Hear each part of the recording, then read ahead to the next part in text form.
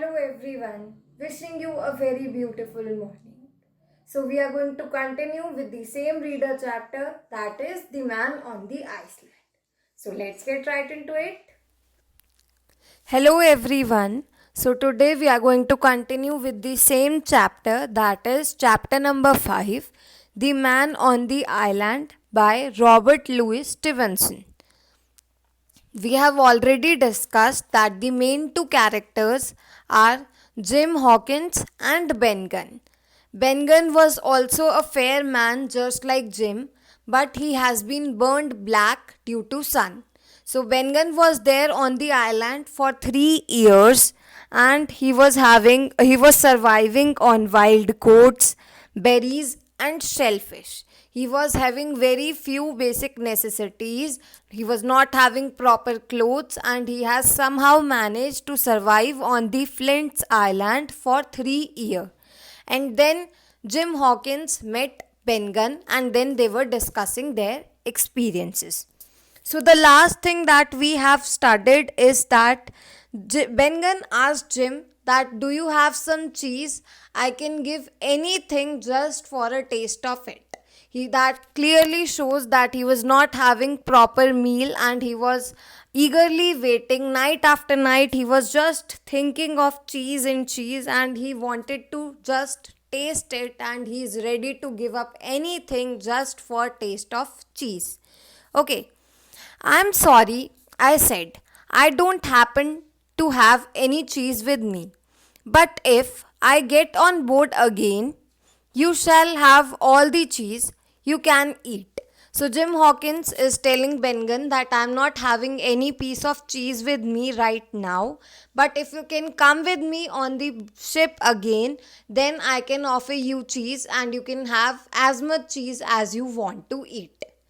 Ben Gunn has been fingering the cloth of my coat and stroking my hands. Fingering means touching. So, as we all know, Ben Gunn was not having proper clothes. His clothes were rags that were joined together with sticks and other material. So, he was not having proper clothes. So, he was again and again touching the clothes of Jim Hawkins, and then he has hold Jim Hawkins' hand. He stopped suddenly and asked sharply, "Who's stopping you from going on board?" Now Jim Hawkins is asking Ben Gunn that, who is stopping you from coming with me? Why don't you come with me and let's go to the ship? Not you, I know, I answered. And then Jim Hawkins again said that it's not you who is stopping you. There's something, there's definitely something that you are not telling me. Oh, no, I. What's your name, my lad? Now Ben Gunn is asking that, what is your name? Jim, he repeated. So he told Ben Gunn that his name is Jim Hawkins. Then in a rush, he told me, well, Jim, I have been living a rough life, but I was carefully brought up. Now here Ben Gunn is describing his experience. So he's telling Jim that I have been living in the island for 3 years and I was not having proper food, neither I was having proper clothes. I have been living a rough life, but I was also carefully brought up. My mother was a good woman, Jim. She taught me to say my prayers. Then I went wrong and that brought me here. But I have been thinking, if ever I get off the island, I am going to lead a good life, a good holy life, Jim. Now here he is sharing his experiences. So here Ben Gunn is telling Jim that he is also brought up in a nice family. His mother is a good woman. She has taught him prayers. But then he went wrong. He had made a mistake in his life. And because of that mistake, Ben Gunn has reached the island. And he is again further informing him that if ever I would get a chance to get off this island, I'm surely going to lead a good holy life. So he is telling that I have been living a rough life, but I was also brought up in a very nice manner. And if I get a chance to again go back from the island, I would lead a holy life. Okay. He stopped for breath. Then he whispered in my ear, I am rich, Jim.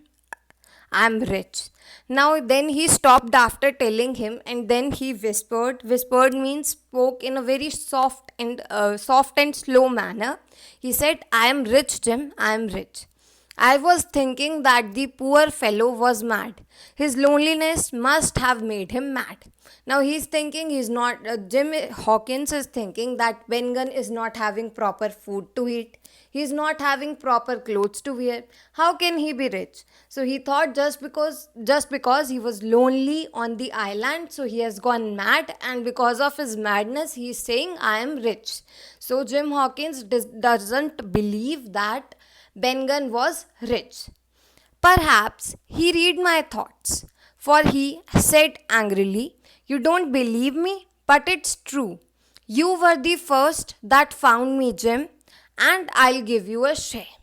Now, Ben Gunn is saying, You don't believe me, but I am rich, and you are the first one who found me, that's why I am going to give you your share also. A frightened look came over his face. Jim, he said, Tell me the truth. You are not on a flint ship, are you? I answered him readily, for I felt he was my friend.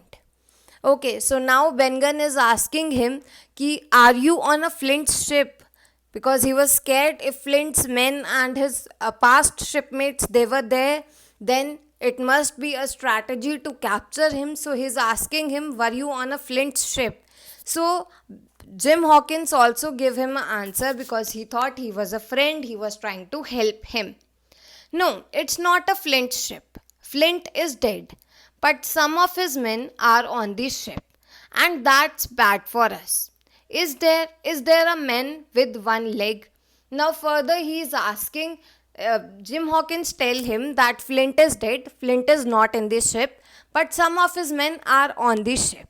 Now Ben Gunn is asking him, is there any man with one leg? Long John Silver. That's his name. Now they're discussing about a man with one leg. They both know them. He's a fellow mate of Flint. Okay. He's there. He's the cook and he's the leader of Flint's men. Now further they are discussing about that one-leg man. His name is Long John Silver. He is the cook. All this time Ben Gunn had been holding my hand. Now he pressed it so hard that I almost cried out. Now after listening these things, he was scared, so he held Jim Hawkins' hand very tightly that he almost cried out. You haven't come from Long John, have you? Tell me the truth, lad. If he's sent you, then it's the end of Ben Gunn. Now he is asking him, if those men, they have sent you, then definitely I am going to die, they are going to kill me. So please tell me the truth. I decided to tell him the whole story of our voyage and our present danger. Voyage means the long journey of a ship. Okay. I did so. He listened with great interest. When I had finished, he stroked my hand. You are a good lad, Jim, he said. You are in a nasty corner, but we'll find a way out. Now, after listening to the whole story, Ben Gunn has told Jim that he is a good man, but he is in a nasty corner. Nasty corner means in a bad situation. And then he further said that we are going to find a way out. That means we are going to deal with the problem. We are going to find some solution to come out of this problem. Trust in Ben Gunn. Ben Gunn is the man. I'll help you, Jim. Now further they have built a good friendship, and Ben Gunn and Jim, they have shared their story, and Ben Gunn has said that he is going to help Jim because Jim is a good man. Good man, but he is in a wrong situation. He is in a difficult place. So Ben Gunn has said that he is going to help Jim. He paused a moment. Then he asked me, Tell me, Jim, if you're Mr. Travocky, likely to be generous to a man who helped him. Generous means willing to help. Now Bengan is again inquiring that tell me that if that Mr. Tronkley, he is a good man, he is willing to help you or he is just teaching you. Will he help you or he is just using you?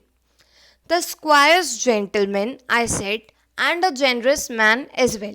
Now, further, Jim Hawkins is telling him that he is a good man and he is definitely going to help them.